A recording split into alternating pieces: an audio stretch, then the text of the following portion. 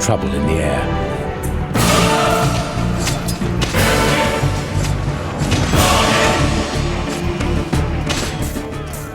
2,000 years ago, Jesus drank from a cup. It's a simple action by any measure, but one that transformed an ordinary chalice into the Holy Grail. This sacred object has wormed its way into the hearts of historians and the minds of fiction writers, and it serves as the prized possession in the First Templar as well. This action-focused role-playing game uses pleasant visuals and rhythmic combat to draw you in, and a twisty story and well-developed characters help pull you along. However, there are a few issues that stand in your way. A scarcity of items means you're stuck with the same equipment for most of the game, and spotty collision detection hounds your holy steps. But the First Templar rises above these problems to create an enjoyable adventure through the turbulent 1200s.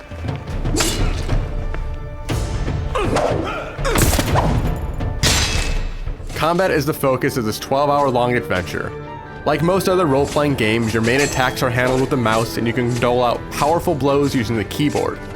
But this is more than just a mindless clickfest. Enemies are quick to counter wild sword swings, so you have to balance your offensive and defensive maneuvers to slay your foes. This balance creates an enticing rhythm that keeps things enjoyable through the course of the game.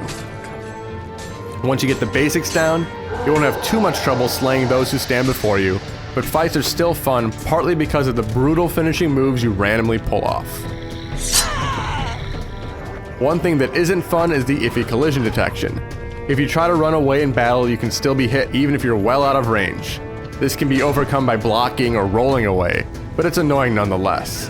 This problem crops up in other areas as well. While trying to avoid fire and spike obstacles, you often get hurt even if you're not touching these hazards. You have enough health that a little pain won't bring you down, but these inconsistencies are still frustrating. Despite this technical problem, the forays into other activities do a good job of varying the pace. There are times when you have to solve puzzles through dimly lit dungeons. You have to pull them together. And though the switch-pulling endeavors have appeared in countless other games, there's still fun here.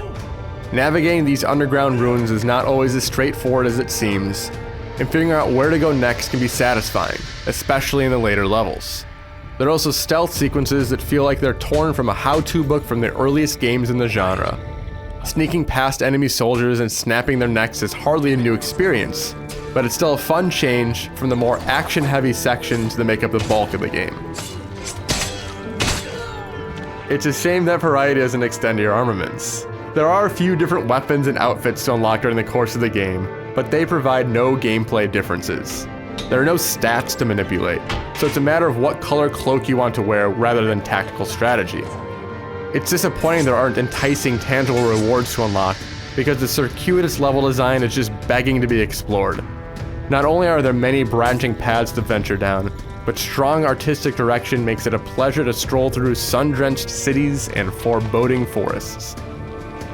If you break down the individual pieces of this budget-priced RPG, there isn't much that hasn't been done before. The basic structure feels like many other games, and the combat is hardly reinventing the wheel. But there's a charm that makes it difficult to pull away once you begin your journey. And you can even play through with a friend, though the execution is sadly lacking. There's no drop-in, drop-out option, so you need to start from the beginning if you want to investigate these lands with a buddy. There are small issues swirling around the periphery of this game, but none of these issues can derail your enjoyment. The First Templar is a fun and varied chase for one of the most sought-after items in existence. Sacred be thy name, brother, for your life was given for the just cause of the Order.